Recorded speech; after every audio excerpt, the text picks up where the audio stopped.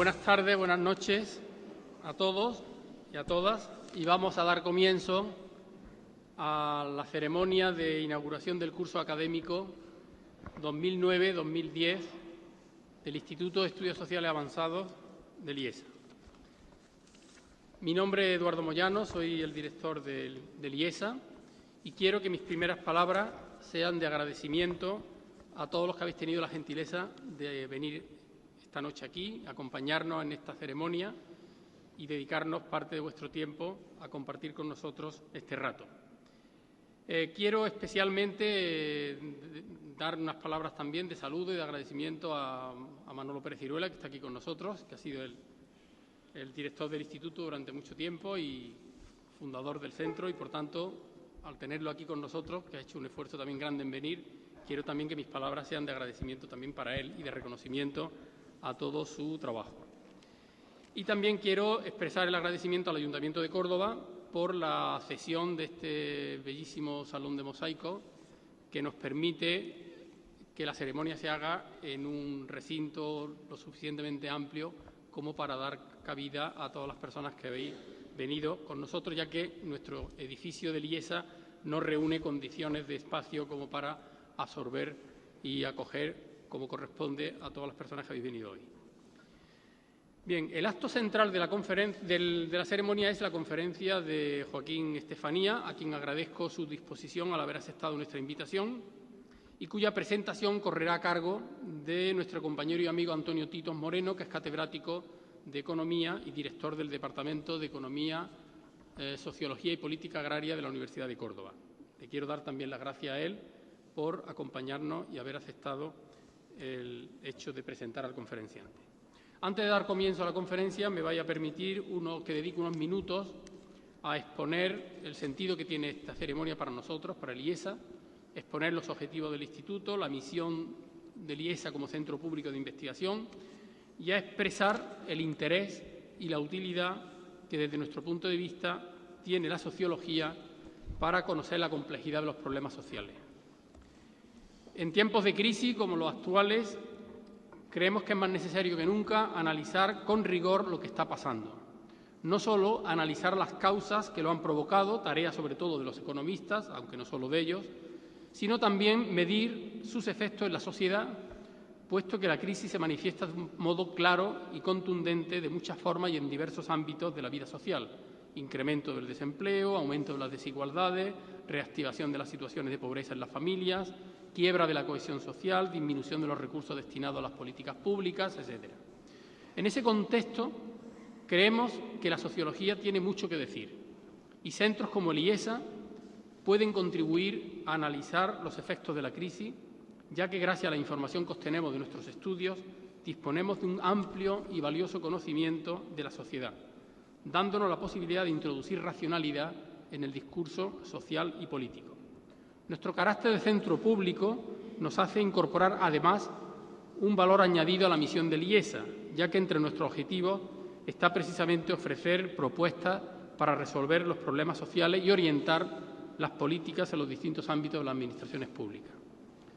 Desde que se instaló en Córdoba, hace ya casi 20 años, en 1991, el IESA ha ido ampliando sus áreas de investigación hasta cubrir hoy una variedad lo suficientemente amplia como para tener una visión bastante completa de la sociedad, y particularmente de la sociedad andaluza, en una perspectiva comparada con otras regiones españolas y europeas.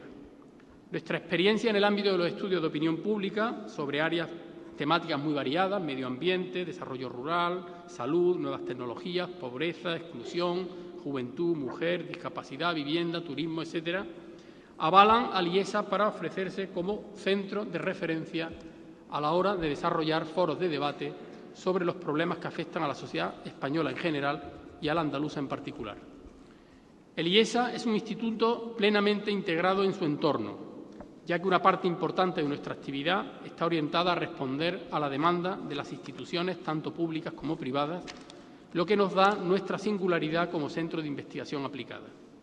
Es precisamente esa orientación la que sitúa al IESA en una importante posición estratégica a la hora de analizar la realidad de la sociedad andaluza, hasta el punto de que podríamos decir, sin exagerar, que hoy es el centro que tiene un mejor conocimiento de los problemas sociales de Andalucía. Ello nos exige una gran responsabilidad, tanto en lo que se refiere al rigor y calidad de los trabajos que realizamos, como en lo que respecta a nuestra autonomía como centro de investigación. Pero además de todo esto, el IESA es un centro académico perteneciente al Consejo Superior de Investigaciones Científicas, lo que nos exige cumplir los criterios de excelencia que se utilizan habitualmente en la comunidad científica y someternos a la evaluación de nuestros pares en el campo de las ciencias sociales. Nuestra investigación aplicada se orienta, a su vez, a crear conocimiento científico mediante la comparación con estudios internacionales de características similares. En definitiva, la misión del IESA es convertir el conocimiento generado a través de los numerosos estudios que hacemos, convertirlo en ciencia, haciendo que nuestros estudios se publiquen en revistas científicas de excelencia. Pero también forma parte de nuestra misión realizar una intensa labor de divulgación para difundir de forma clara en la sociedad los resultados de nuestros trabajos. Ese es nuestro compromiso como centro público. El IESA es además un centro joven y dinámico, donde trabajan casi un centenar de investigadores y técnicos procedentes no solo de las diversas regiones españolas, sino también de varios países europeos, Alemania, Francia, Italia, y de países mediterráneos como Marruecos o Turquía, y latinoamericanos como Colombia, Argentina o Uruguay. Es un centro, por tanto, con una fuerte vocación cosmopolita, cuya dedicación al estudio de la realidad social de Andalucía no le impide tener la mirada siempre abierta a lo que ocurre en otros territorios. Nuestra experiencia nos dice que se puede ser local y global al mismo tiempo y que la mejor forma de comprender los problemas de nuestra realidad más cercana es situándolos en un contexto de mayor amplitud, analizando cómo los factores globales se manifiestan en el nivel regional o local. Por eso siempre nos ha interesado que las puertas del IESA estén abiertas a la entrada de personas procedentes de otros territorios, ya que una buena combinación de culturas y experiencias vitales diferentes es lo único que hace avanzar el conocimiento de temas tan complejos como los sociales.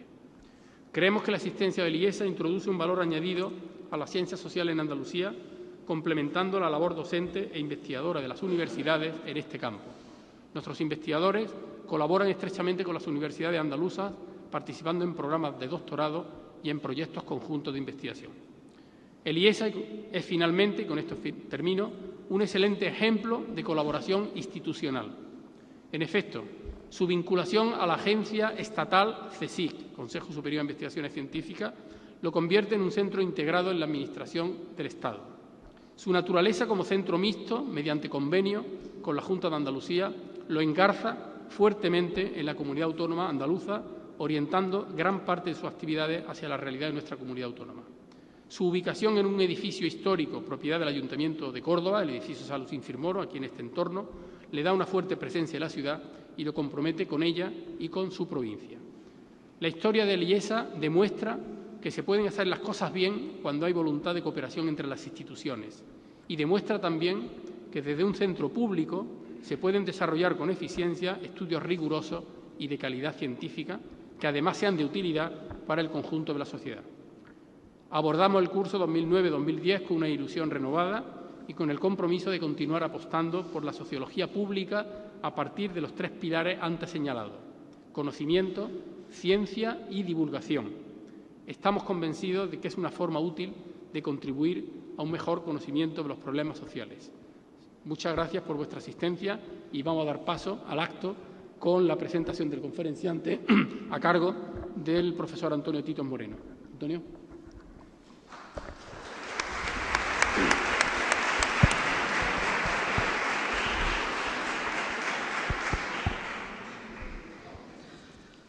Gracias, Eduardo. Buenas noches, señoras y señores. Para mí es un gran placer presentarles al que va a ser, digamos, el centro de atención de esta noche aquí, el conferenciante don Joaquín Estefanía Moreira. Joaquín Estefanía es licenciado en Ciencias Económicas y en Ciencias de la Información por la Universidad Complutense de Madrid. Comenzó ya hace bastante tiempo, en el año 74, su andadura profesional como redactor en el diario Informaciones. Poco después pasa a ser el jefe de sección de Economía en la revista de Cuadernos para el Diálogo y redactor jefe del diario económico 5 Días. Más tarde se incorpora al País, al diario El País. Llegó a ser director del mismo en la época 1988 hasta 1993.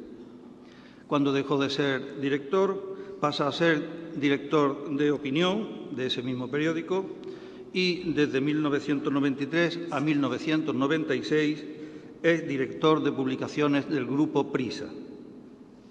Actualmente dirige la Escuela de Periodismo que, a través del patronato, tiene la Universidad Autónoma de Madrid y El País.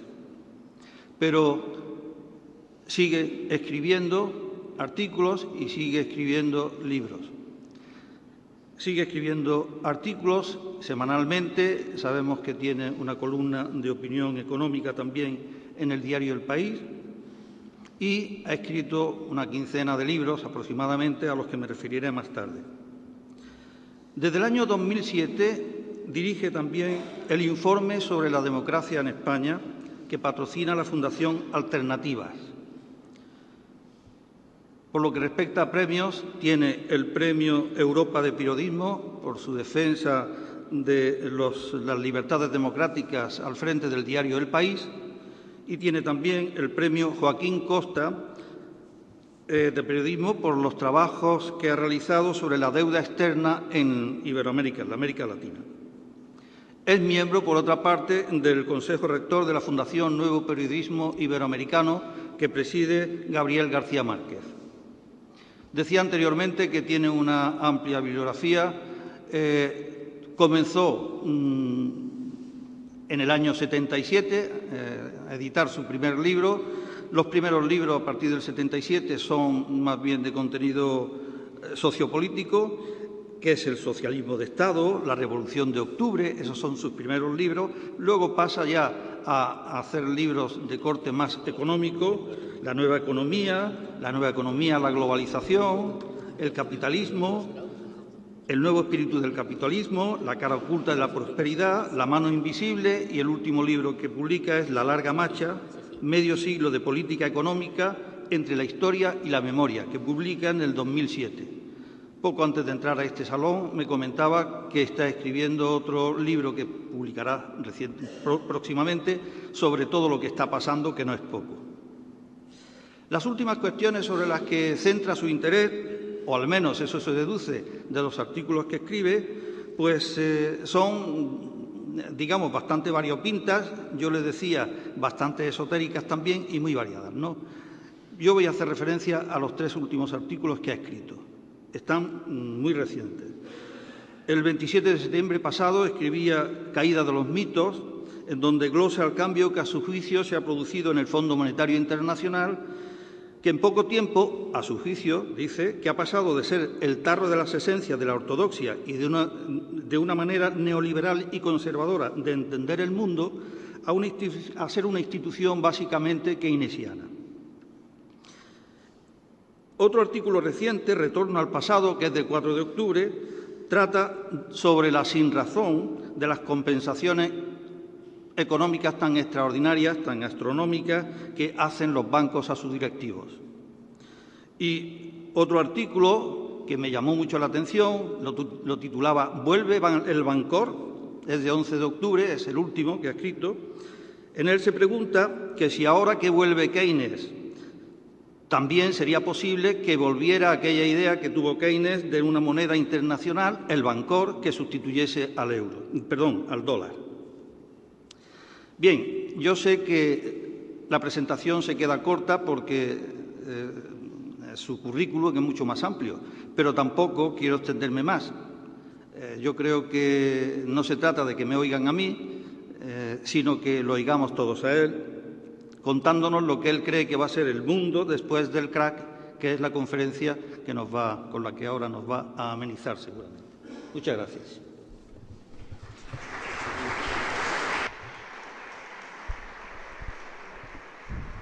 Bueno, buenas tardes.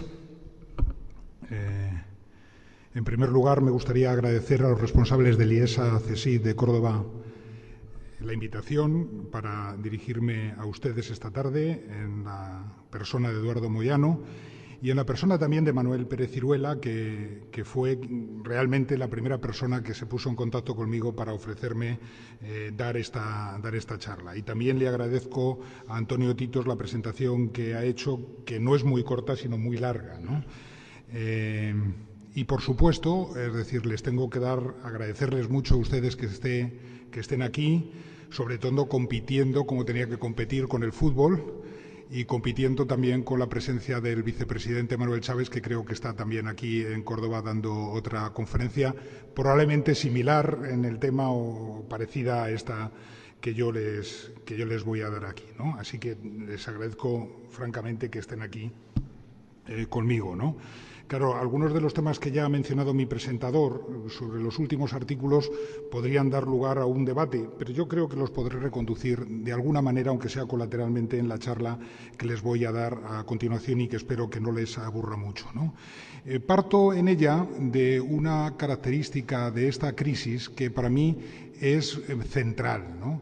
Que es su carácter de acontecimiento central o acontecimiento muy importante de nuestra época. Quiero decir que no creo que esta crisis sea una crisis coyuntural, creo que es una crisis muy profunda, pero no creo que desaparezca en el corto plazo. Pueden desaparecer algunos de sus epifenómenos más económicos, pero creo que tendrá secuelas en la forma de comportarnos como consumidores, como ciudadanos, el resto, el conjunto de la gente, ¿no? Es decir, creo que del mismo modo que los años 90 estuvieron del siglo pasado ya, estuvieron determinados por la caída del muro de Berlín, del cual vamos a cumplir en aproximadamente 2 semanas los 20 años, y del igual modo que en los años 80 pues, la filosofía política del mundo tuvo mucho que ver con la revolución conservadora que pusieron en práctica e hicieron hegemónica Reagan y la señora Thatcher. En esta primera década del siglo XXI vamos a estar muy predeterminados por las secuelas de una crisis que comenzó en su final, que comenzó a principios del año 2007, que todavía dura, pero que, insisto, en mi opinión, pues va a tener consecuencias potenciales muy significativas, ¿no? También a partir del hecho de que cada vez más me doy cuenta que esta es una crisis multidisciplinar que empezó siendo inmobiliaria, que luego pasó a ser financiera, que ahora estamos viviéndola como una crisis de la economía real, pero que probablemente va a afectar también, como veremos a continuación, en mi opinión, al mundo de la política, al mundo de la sociología, al mundo de la cultura, etcétera, etcétera. Querría partir de 2 premisas previas, ¿no? Y la primera es muy significativa hacerla en una casa de sociólogos, ¿no? Y que la haga un economista, ¿no? Y es lo que yo creo que ha sido una ausencia muy importante de capacidad de diagnóstico de los economistas sobre lo que estaba ocurriendo, sobre lo que iba a ocurrir, ¿no? Sobre la profundidad de la crisis, sobre la velocidad con la que se contagia, sobre su duración e, insisto, sobre las secuelas de la misma. No hay consenso. Todavía ni siquiera hoy, 2 años y pico después de su inicio, hay consenso sobre algunas de las cosas o sobre algunas de las características centrales de esta crisis. Y yo creo que eso tiene que ver mucho con, como diré a continuación, con el fracaso de los economistas, ¿no? Yo siempre he creído, y claro, aquí me da un poco pudor decirlo, que la economía es la ciencia social matemáticamente más avanzada que existe, pero del mismo modo que es la más avanzada desde el punto de vista de las matemáticas, yo creo que es una ciencia social muy retrasada humanamente. Es decir, la economía que se ha practicado en los últimos 30 años, que ha sido dominante, que ha sido hegemónica, se ha extraído en muchas ocasiones, en la mayoría de las ocasiones, diría yo, de las condiciones sociales, de las condiciones históricas, de las condiciones psicológicas, políticas, que son, en mi opinión, inseparables de las actividades humanas. Y yo creo que eso está en el centro de esa falta de consenso y de esa incapacidad o impotencia para analizar con rigor muchas de las cosas que nos han sucedido, ¿no? Los expertos económicos como incapaces de interpretar y prever el curso de las cosas. Recientemente, hace apenas un par de meses, el penúltimo Premio Nobel de Economía, Paul Krugman, escribía un artículo en la revista The New York Times sobre este tema muy profundo con el que yo, francamente, me sentía muy identificado, ¿no? Como me siento muy identificado por hacer una una analogía con aquellas palabras que decía el estadista francés Clemenceau cuando decía la guerra es un asunto demasiado importante para dejársela a los generales. Pues yo creo que ahora ya está demostrado que la crisis es es demasiado importante para dejársela a los economistas, ¿no? Aquí tendríamos que agarrar un mito clásico, que es el mito de Casandra. Como ustedes saben, Casandra era una sacerdotisa del dios Apolo, al que éste le dio el don de la profecía. Es decir, Casandra podía predecir lo que iba a ocurrir, pero Casandra era muy casquivana y engañó al dios Apolo, y éste complementó esta profecía, este don de la profecía, con otro don en el sentido, en un vector contrario. Es decir, seguiría profetizando lo que iba a ocurrir, pero nadie la creería, ¿no? Y eso es lo que le ha sucedido a algunos pocos economistas que desde hace algún tiempo, probablemente desde un lustro antes o quizá incluso más tiempo de que avanzasen las consecuencias de esta crisis que estamos viviendo, pues ya determinaban en sus escritos que estaba pasando algo, que había una burbuja que iba a estallar, que el mundo no era, como nos decían, lineal y íbamos a una era en donde se habían acabado los ciclos económicos, sino que se iba a repetir la historia con otras fórmulas distintas de lo que había ocurrido en otras ocasiones. En el año 1979, el semanario norteamericano Time, quizá alguno de ustedes lo recuerde, hizo una portada muy significativa después de la caída del muro de Berlín, en que pedía la dimisión de todos los politólogos del mundo por no haber atinado lo que iba a ocurrir con el mundo político y con la caída de ese muro, y con lo que sucedió 2 años después con la implosión de la Unión Soviética. Pues ahora podríamos hacer una analogía también y decir que 2 años después de la crisis quizá habría que pedir la dimisión o demandar algo parecido de muchos de esos economistas que han o que hemos estado pronosticando lo que iba a ocurrir sin atinar para nada la profundidad, insisto, de lo que iba a suceder. Y sin embargo, es decir, en los últimos tiempos comienzan a aparecer, en mi opinión, en el seno de la profesión, los primeros rasgos todavía muy humildes, de autocrítica, de una cierta autocrítica, ¿no? No solamente ese artículo que mencionaba antes de Paul Krugman. Para preparar esta charla yo anotaba aquí que hace muy pocas semanas un economista español muy importante, el economista jefe de una institución como la Caixa, Jordi Gual, hablaba en un artículo, entre comillas, de la grave sospecha que pende sobre la profesión. ¿Y cuál es esa grave sospecha?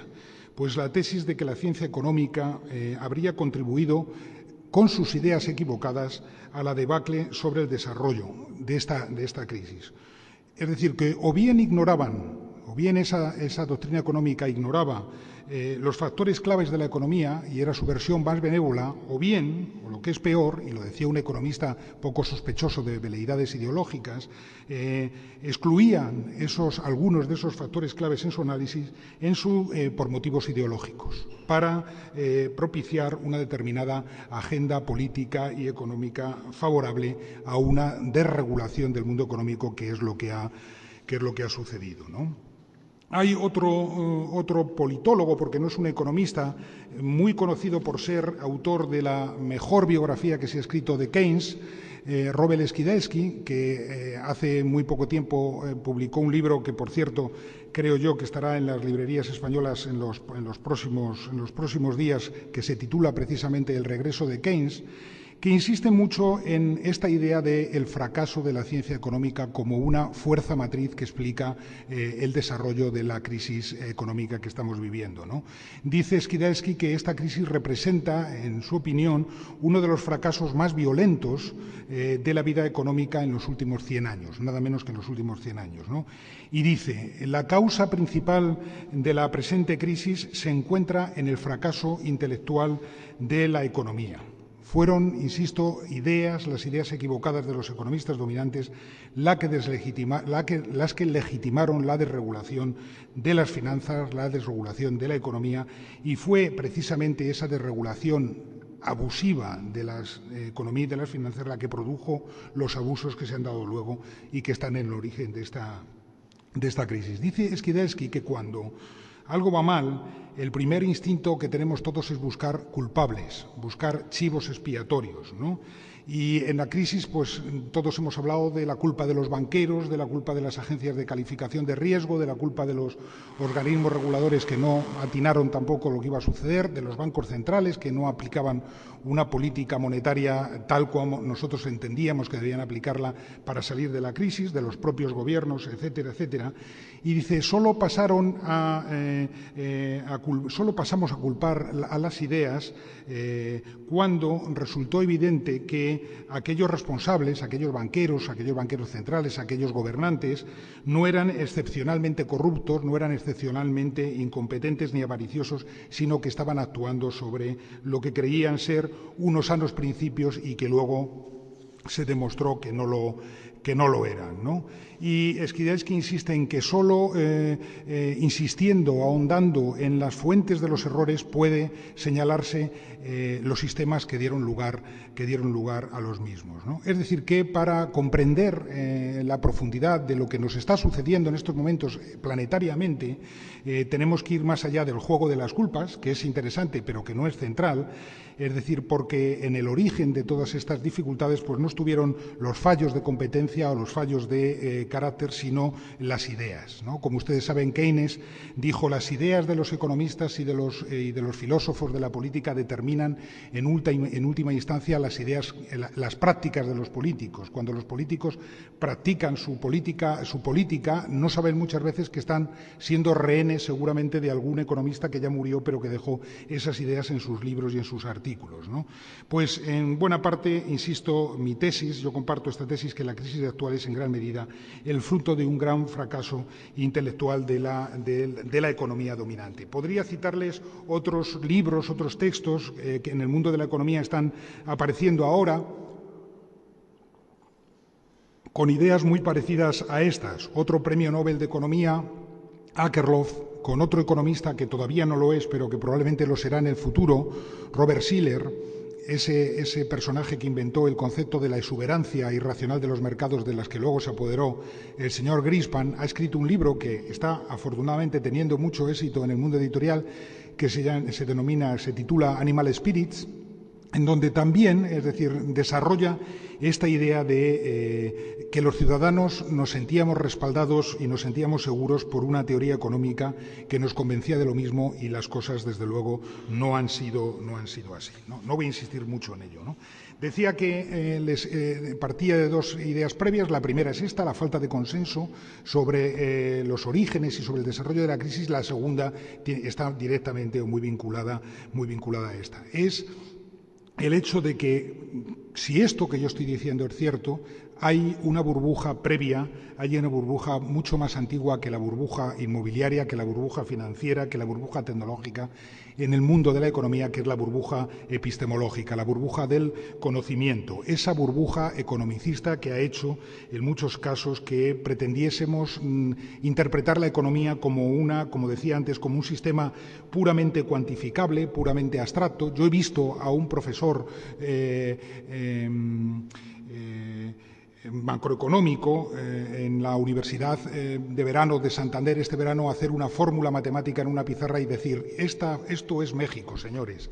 Es decir, identificaba una ecuación de segundo grado con lo que estaba sucediendo en México en estos momentos. Yo creo que ese tipo de abusos son los que nos han llevado a este desprestigio, de algún modo, que estamos viviendo en estos momentos los economistas, ¿no? También he de decir que soy optimista. Yo creo que esta crisis del conocimiento ha empezado a disolverse con esta crisis, ha empezado a pincharse con esta crisis, cuando el mundo real ha entrado con fuerza en nuestras percepciones, y ya no hablamos de cosas como las que hablábamos hace 2 años, de hipoteca subprime y de otros conceptos que nos venían importados de otras partes, sino que estamos hablando de, como decían antes Eduardo, de empobrecimiento de las clases medias, de paro, de cambio climático, de endeudamiento, de escasez y de otras cosas. Es decir, que los dioses que adorábamos han resultado ser falsos en buena parte, ¿no? La siguiente parte, o el siguiente tema que querría abordarles, es Otro que está íntimamente relacionado con todos estos y que a mí me gusta subrayar mucho cuando hablo con mis alumnos, que es lo que ahora algunos economistas han empezado a denominar ya la economía del miedo, ¿no? La economía del miedo, la economía del temor, ¿no? Sabíamos, es decir, que las crisis económicas, las crisis políticas aumentan o multiplican el miedo. Hasta ahora, el miedo que nosotros padecíamos como ciudadanos españoles, por ejemplo, era el miedo al terrorismo, que también sigue presente con nosotros, pero que no está en primera instancia, como por ejemplo se manifestaba en el último barómetro del CIS que se hizo público ayer. Ahora tenemos otro tipo de miedos, que son miedo a la inseguridad económica, miedo al otro, al diferente que viene a competir con nuestro puesto de trabajo y con nuestro estado de bienestar. Es decir, el miedo como un ingrediente, resurgiendo como un ingrediente activo de la vida política de las democracias. Es decir, que eso ha ocurrido en otras coyunturas, entre paréntesis, desgraciadas de nuestra historia, ¿no? El miedo, en este caso, a la incontrolable velocidad de los cambios, el miedo a perder el empleo, el miedo a quedar atrás en una distribución de recursos cada vez más desigual, el miedo a perder el control de las circunstancias y a perder el control de nuestra vida cotidiana, de nuestra pequeña vida cotidiana. Y quizá no solamente el miedo a que ya no podamos definir nuestras vidas tal como nosotros queremos, sino el miedo a otra cosa más importante, que es el miedo a que aquellos que tienen la autoridad, aquellos a quienes nosotros hemos dado la autoridad para que nos administren, para que nos gobiernen, también hayan perdido en buena parte el control de lo que sucede a favor de fuerzas que están más allá de su alcance y que algunos denominan los mercados y otros denominan pues sitios extraños y sitios lejanos de nosotros. Y en este contexto de economía del miedo, cobran más importancia que nunca las instituciones. La historia nos muestra que cada vez que se produce una crisis tan extrema, por ejemplo la anterior, la de los atentados terroristas del 11 de septiembre del año 2001 en Estados Unidos, con su desparramiento al resto del planeta, pues los ciudadanos redescubrimos de manera aguda la necesidad de instituciones colectivas, la necesidad de instituciones que funcionen bien, la importancia de estar bien gobernados, la significación de tener buenos servicios públicos, la centralidad de un estado de bienestar lo más potente y lo más eficaz que sea posible, del cual, por cierto, podemos hablar sobre una parte minoritaria de los 6.000 millones de personas que habitan en este planeta, solo que ahora, a diferencia de otras circunstancias y de otras coyunturas históricas, hay que hacerlo, estas instituciones hay que verlas en el marco de referencia de nuestra época, que es la globalización. Muchas veces ya no podemos hacer miradas o determinar miradas nacionales y miradas estatales sobre estas instituciones, puesto que ya son mucho más amplias, ¿no? Y así se define la propia idea del progreso. Los economistas solíamos decir hasta ahora que las causas del progreso de un país tienen que ver básicamente con la dotación de factores productivos que tiene ese país, es decir, si tiene buen capital físico, tecnológico, humano, si tiene tierra, es decir, si está bien situado geográficamente, etcétera, etcétera.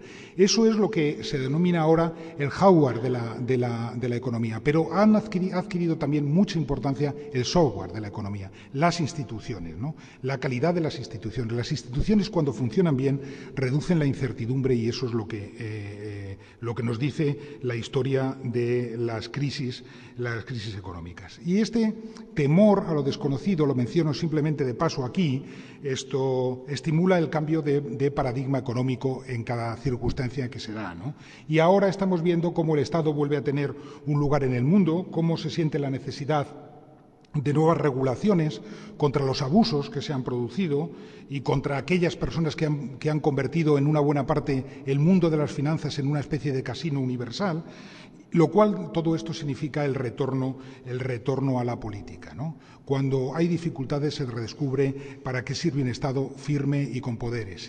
Si tuviésemos que hacer seguramente ahora, casi 10 meses después, un análisis un poco más profundo de lo que se hizo en su momento, de por qué Barack Obama llega a la presidencia de Estados Unidos, nos podríamos dar cuenta de que un elemento muy determinante es la mirada que hacen los ciudadanos americanos hacia un gobierno, asustados por su propio propias crisis económica hacia el Gobierno federal para que les ayude a salir, de esta, ¿no? Bien, el siguiente punto que querría mencionar tiene que ver con ¿qué se está pretendiendo, qué están pretendiendo las autoridades de todo el mundo con las intervenciones que están haciendo en estos momentos sobre el mundo de la economía, ¿no? Voy a mencionar básicamente tres grandes ideas, cada una de ellas autónoma de las otras, porque yo creo que estas ideas son las que implícitamente, insisto, están en el sustrato de las políticas y de las políticas económicas que se adoptan en el mundo. La primera de ellas, que es la más cercana a nosotros, y que es la más explícita, que es conseguir que la gran recesión que estamos viviendo no se convierta, no devenga en una gran depresión como la que pasó el mundo en la década de los años 30 del siglo pasado, ¿no? No hace falta insistir en las diferencias entre recesión y depresión. La depresión es una recesión mucho más profunda y mucho más larga en el tiempo, ¿no? Desde que comenzó la crisis económica a mediados del año 2007, se han producido, en mi opinión, tres etapas diferentes. La primera etapa, que comienza en el verano del año 2007 y que dura probablemente un año, hasta agosto del año 2008, es un año en donde en el mundo se empieza a tomar conciencia de la gravedad de la crisis. He de decir que creo que en nuestro país eso ocurre más tarde. Nosotros llegamos a esa conciencia de la crisis con bastante retraso respecto al a la mayor parte de los países de nuestro entorno. Pero esa fase, insisto, sirve para tomar conciencia de la crisis, para tomar conciencia de que es una crisis universal, planetaria, de que esta vez no va a suceder lo que ha sucedido en otros momentos de la historia no globalizados, en que la crisis afecta a una zona muy específica del planeta, sino que va a afectar a todo el mundo. Sirve también para acabar con esa ensoñación que tenían los denominados países emergentes, de que esta vez la cosa no iba con ellos, que la crisis había empezado en Estados Unidos y había empezado en el epicentro de los Estados Unidos, que era Wall Street, y que esta vez pues a Argentina, a Brasil, a China, a Rusia, etcétera, etcétera, no les iba a afectar la crisis, que se iban a desacoplar de esta crisis, y sirve para demostrar que no era cierto, ¿no? Que la crisis también les va a llegar a ellos con mucha intensidad. La segunda etapa comienza en septiembre del año 2008 y dura básicamente hasta abril, mayo pasados, ¿no? ¿Por qué comienza en septiembre de 2008?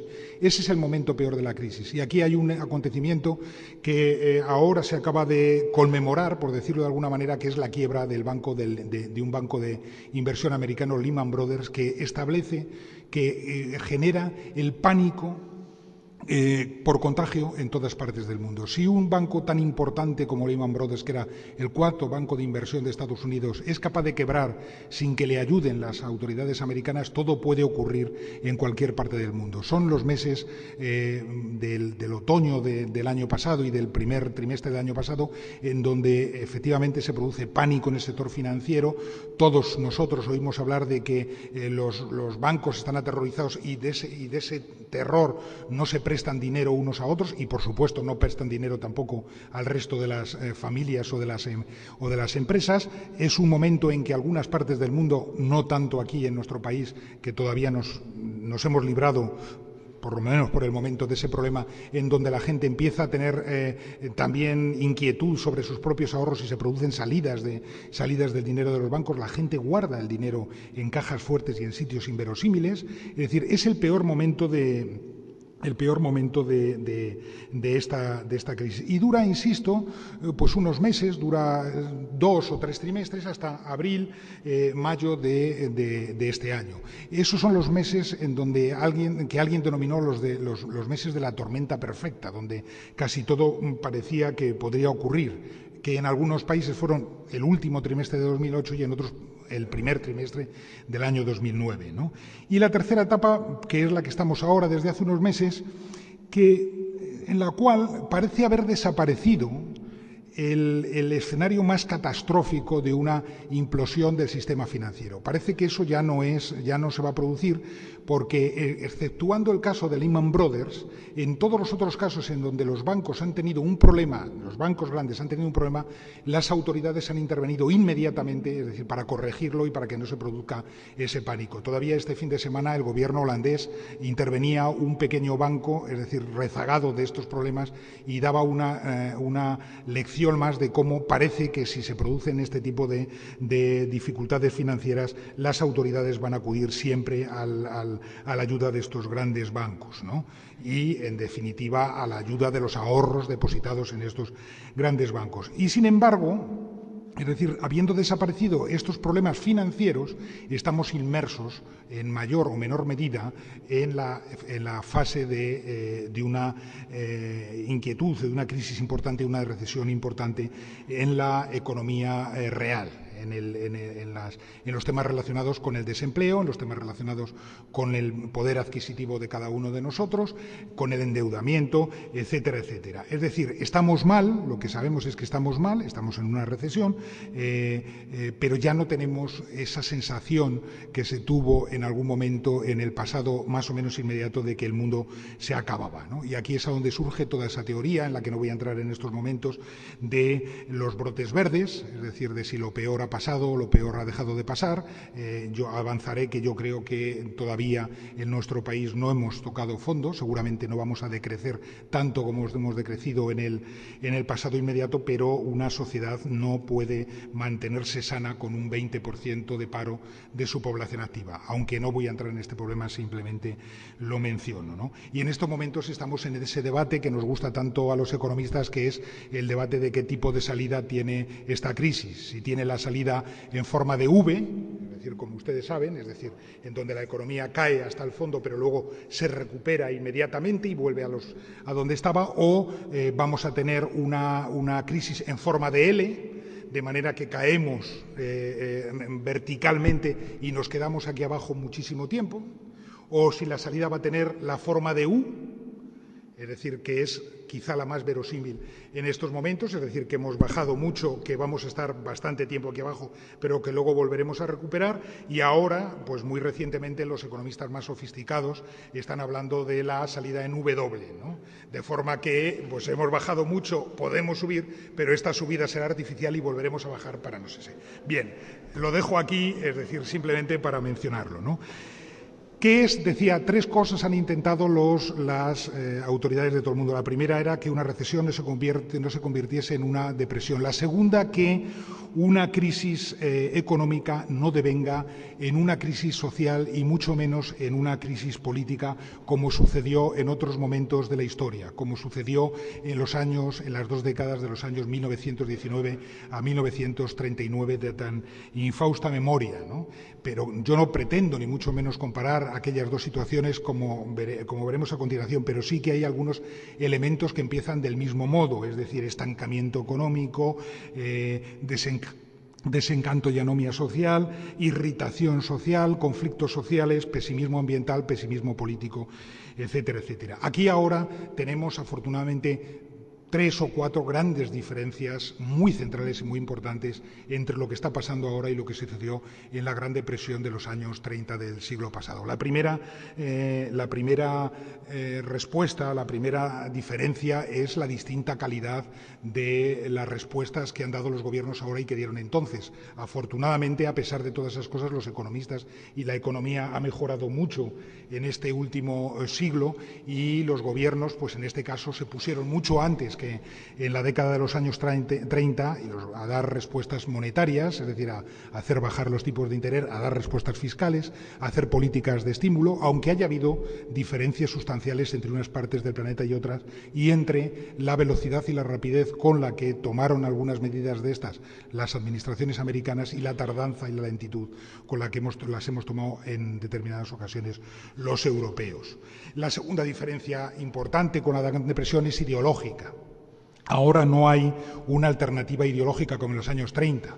Y en los años 30 estaba floreciente el comunismo, el socialismo real. Ahora los economistas y los políticos más avanzados hablan como mucho de refundar el capitalismo, de reformar el capitalismo, de hacer un capitalismo de rostro humano, pero nadie habla de un cambio de paradigma ideológico como el que se pretendía en aquellos momentos. La tercera gran diferencia, que también es muy positiva, es que a pesar de que ha habido en los últimos meses o en los últimos años abundantes casos de proteccionismo entre unos países y otros, no se ha producido ese ambiente proteccionista, ese ambiente de políticas de perjuicio al vecino que se dieron en el mundo, en Estados Unidos y en Europa básicamente, y en Alemania sobre todo, en la década de los años 30. De manera que incluso la propia Organización Mundial de Comercio, cuando habla de lo que está sucediendo ahora habla de un proteccionismo de baja intensidad.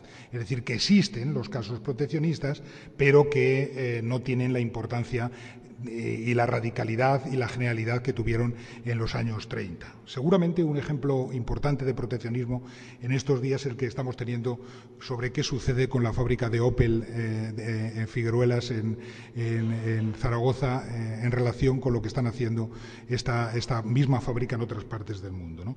Y la última gran diferencia que tenemos ahora y que no teníamos ahora es el estado de bienestar, que mencionaba antes. Cuando estalla la Gran Depresión en el año 1930, no existe seguro de desempleo, no hay educación pública y gratuita, no hay pensiones universales, no hay un sistema de sanidad, y ese sistema de protección con todas las deficiencias que nosotros conocemos, pues es una cosa que nos distingue de la otra etapa en comparación que estaba mencionando, ¿no? Y la tercera cosa que están pretendiendo las autoridades de todo el mundo en estos momentos no tiene que ver directamente con la crisis, aunque también tiene que ver con la crisis. Es que se está aprovechando el momento de crisis para analizar eso que ahora se denomina un cambio de modelo de crecimiento, un cambio de modelo productivo, para incorporar dentro de ese modelo productivo los límites del planeta, los problemas del cambio climático. En ese sentido, pues, del mismo modo que en el último año hemos tenido 3 reuniones del G20, que mencionaré ahora a continuación, y que han sido muy significativas para lo bueno y para lo malo, para resolver los problemas económicos, como ustedes saben, dentro de menos de un mes y medio va a tener lugar una cumbre en Copenhague de las Naciones Unidas sobre el cambio climático que seguramente determinará, es decir, el resultado de esta lucha en estos momentos y nos dará un perfil y un pronóstico de si esta lucha contra el cambio climático es meramente retórica o va a tener consecuencias importantes, insisto, sobre ese modelo productivo. En esa cumbre no solamente se va a tratar la reducción de las emisiones de gases de efecto invernadero que afectan al planeta, sino también los compromisos concretos para movilizar recursos tecnológicos y financieros para hacer este cambio de modelo que estamos mencionando, ¿no?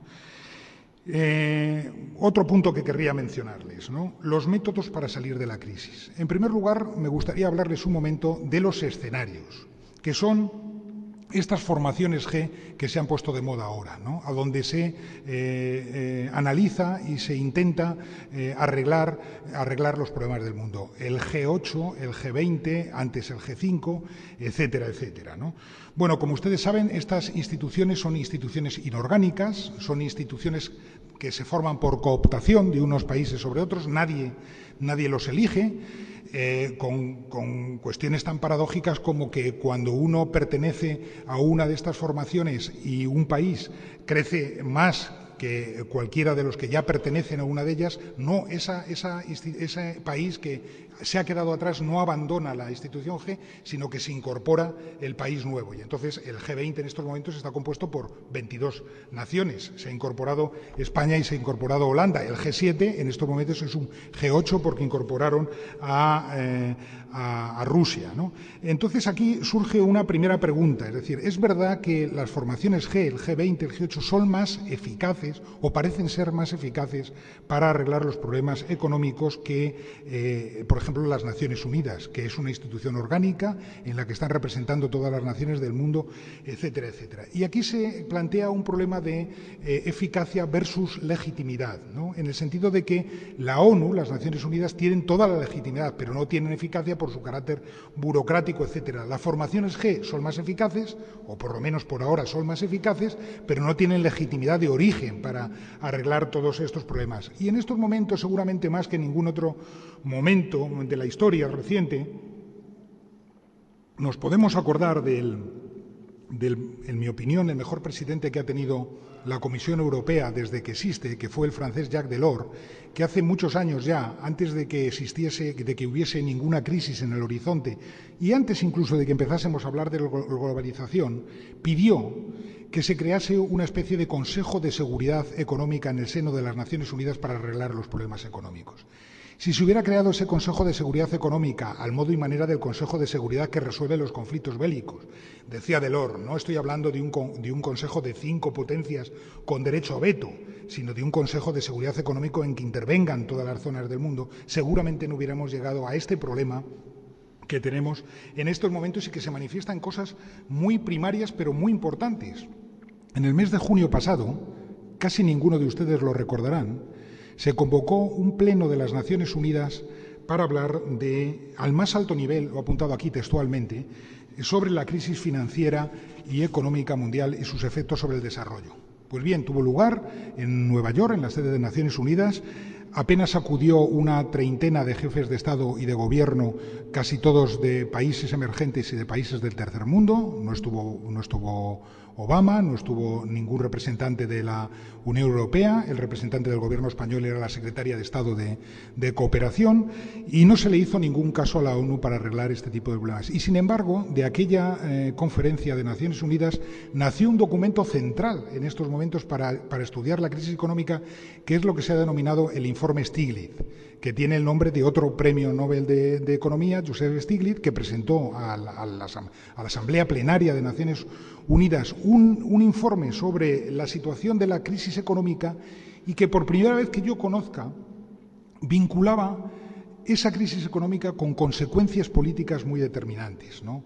Decía Stiglitz, muchos ciudadanos que padecen en estos momentos los fallos del mercado en forma de paro, en forma de crecimiento del hambre en el mundo, en forma de pérdida de poder adquisitivo, observan desconcertados cómo se vuelve a recurrir muchas veces para arreglar estos problemas a las mismas personas y a las mismas fórmulas que se estaban mencionando, que se estaban usando hasta entonces para gestionar la recuperación, para hacer la redistribución de la riqueza en el mundo, etcétera, etcétera, con escaso atractivo, ¿no? Y decía Stiglitz, la crisis terminaba el informe con esta frase tan rotunda, ¿no? De la cual yo participo. La crisis económica ha hecho más daño a los valores fundamentales de la democracia que cualquier régimen totalitario en tiempos recientes. Es decir, una vinculación de la crisis económica con la calidad de la democracia, que yo creo que es central ahora que ya empezamos a hablar de secuelas de la crisis y no tanto de la crisis en sí mismo. También, en este ambiente, se ha producido el nacimiento de un nuevo club. Además de estas formaciones G, ustedes han oído hablar ahora ya de lo que se llaman países BRIC. El países BRIC son un acrónimo de B de Brasil, R de Rusia, I de India, C de China. Países BRIC, los 4 grandes países emergentes del mundo, ¿no? Que por primera vez se han juntado y han dicho, bueno, nosotros tenemos mucha significación en este mundo y no estamos representados ni en los órganos de gobierno del Fondo Monetario Internacional, ni en los órganos de gobierno del Banco Mundial, ni en otras muchas instituciones con el poder que tenemos. ¿Y cuál es ese poder que tienen estos 4 países? Pues yo lo apunto aquí para recordárselo a ustedes. Representan casi la mitad de la población mundial, es decir, 3.000 millones de personas. Representan una cuarta parte del Producto Interior Bruto de todo el mundo, representan el 40% de la superficie del planeta y el 65% del crecimiento económico en los últimos años.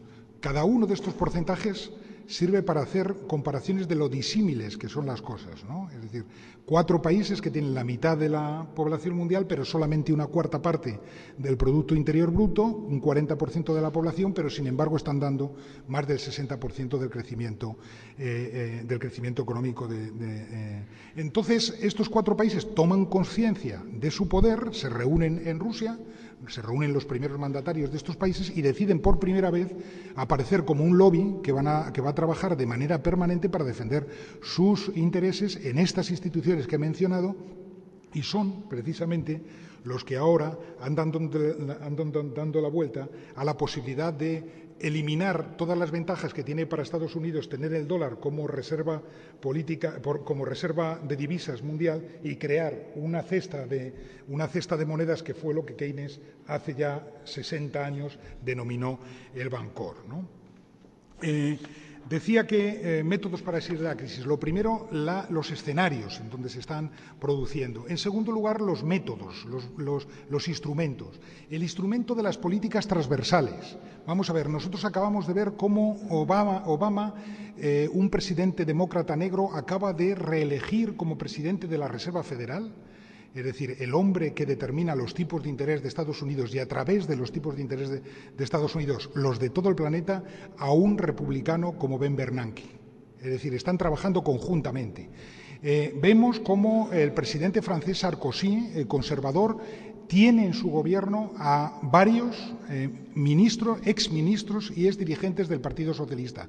Cómo Angela Merkel gana las elecciones e inmediatamente ni siquiera se le pasa por la cabeza gobernar con un ejecutivo minoritario, sino renovar una política de pactos, antes con el Partido Socialdemócrata y ahora previsiblemente con los liberales. Es decir, cómo se están produciendo políticas y movimientos transversales ante la profundidad de la crisis y ante la sensación que tienen los gobiernos de que, por muy fuertes que sean en sí mismos, no tienen capacidad para abordarla en sí mismos. Y aquí se produce la tesis de los pactos políticos, ¿no?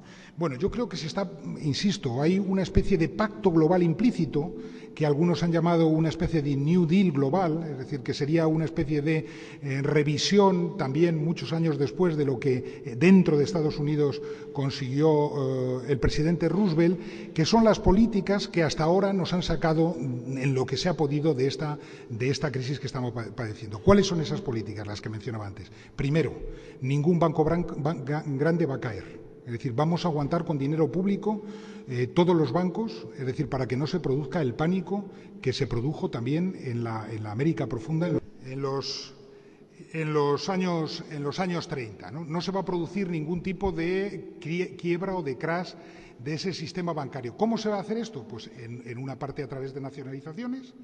Convendría recordar hoy aquí que los primeros bancos del mundo en estos momentos, el Citibank, el Bank of America o cualquiera de estos que he mencionado, tienen en estos momentos un porcentaje de capital público americano que no han tenido en ningún otro momento de la historia, o ayudándoles de otra manera, dándoles liquidez, etcétera, etcétera. Otra pata de esta política económica que se está aplicando, las políticas de estímulo.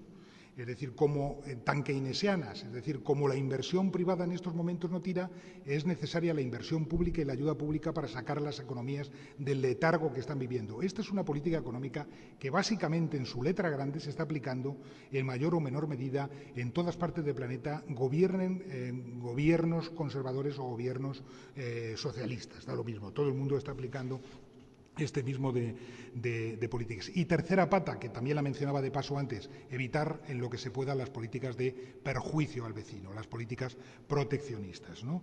En segundo lugar, los pactos regionales. Nosotros en Europa, después de la Segunda Guerra Mundial, llegamos a un pacto implícito entre socialdemócratas y democristianos que dio lugar a la edad de oro del capitalismo, que creó el moderno estado del bienestar en Europa, que hizo de Europa un gobierno, una zona del mundo que salía de la reconstrucción de 2 guerras mundiales a una de las partes más avanzadas del planeta.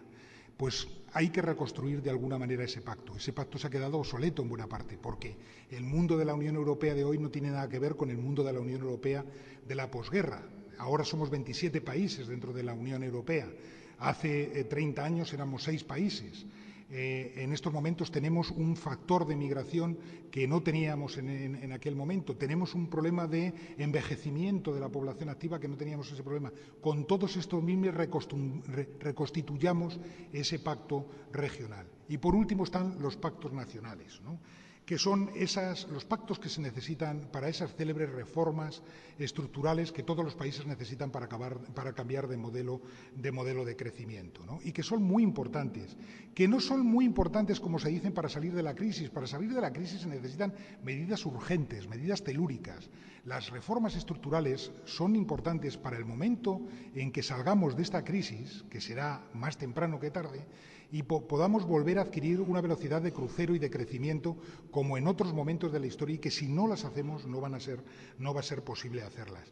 Esas reformas estructurales, claro, hay que plantearlas bien, como unas reformas de sacrificios compartidos, no unas reformas en donde una de las partes de la sociedad vence a la otra. Los empresarios vencen a los sindicatos o los sindicatos vencen a los empresarios, porque si se plantean así no va a haber lugar a ese tipo de reformas. Y para que se produzcan esas reformas se necesita de alguna manera el consenso también de las principales formaciones políticas. Bueno, termino ya. Sí, termino ya un poco con lo que yo he denominado macro o megatendencias, que son un poco el resumen de lo que les he dicho, ¿no? Y he apuntado 10 aquí, aunque podría mencionarles otras muchas. En primer lugar, ese mayor equilibrio que se está produciendo, sin teorizar, entre el Estado y el mercado. Ya no se dice aquello de que el Estado es el problema y el mercado de la solución, como se ha dicho en el mundo durante los últimos 30 años impunemente. En segundo lugar, la necesidad de una nueva arquitectura financiera internacional. El mantra de la desregulación, olvidémonos de la desregulación. La autorregulación es la enfermedad infantil del capitalismo. Es decir, nos hemos creído la autorregulación y nadie se autorregula voluntariamente. Es decir, hay que ejercer mecanismos de regulación para que no se vuelvan a producir los mecanismos de otros momentos. En tercer lugar, recordarles un acontecimiento que mencioné antes de paso. El único momento en el que el sistema capitalista cumple con sus reglas del juego es cuando deja caer Lehman Brothers. Es decir, cuando dice que cada palo aguante su vela, que es lo que hemos estado oyendo todo este tiempo, es cuando deja caer Lehman Brothers y es cuando se organiza el tinglado en el que estamos viviendo en estos momentos. Cuidado con ese tipo de frases o de dichos que no tienen que ver nada con la realidad. Cuarto, en Bretton Woods, después de la Segunda Guerra Mundial, se reunieron los representantes del mundo desarrollado, básicamente, y llegaron a la construcción de un sistema económico con el Fondo Monetario Internacional como sistema monetario internacional, pero no consiguieron crear una Organización Mundial de Comercio. La Organización Mundial de Comercio, recordarán ustedes que se crea en el año 1995, es decir, 50 años después. Entonces, hoy todavía, cada vez que se reúnen los mandatarios, oímos decir hay que reunir la ronda de Doha para ajustar los mecanismos del comercio internacional y que no haya comercio desigual. Son palabras, es retórica. Todavía hoy no se ha hecho nada sobre este tema. Quinto punto, está llegando un nuevo paradigma económico. Algunos hablan del resurgir de Keynes. Sería un neo-keynesianismo en un mundo globalizado que no tiene que ver nada con el que vivió el economista más influyente del siglo XX, ¿no? Entonces, la pregunta es si de toda esta crisis va a aparecer o va a emerger una nueva teoría económica que sustituya a las utopías regresivas del pasado, que sustituya al fundamentalismo de mercado por una parte y por otra parte a los estatismos burocráticos de otras partes del mundo que han aplicado, ¿no? Sexto, decir que esta crisis es importante, pero no es única. No nos sintamos adanistas, no creamos que no ha habido crisis. Desde el año 1989 hasta hoy, es decir, desde que cayó el muro de Berlín hasta hoy, desde que estamos en este momento de globalización como la que estamos viviendo, ha habido una crisis económica de distinta naturaleza cada 4 o 5 años. Es decir, en el año 1992, es decir, caía el sistema monetario europeo y la peseta, recordarán ustedes, tuvo que devaluar, creo recordar que 4 veces en un solo año. En el año 1997 cae México, en el año 1900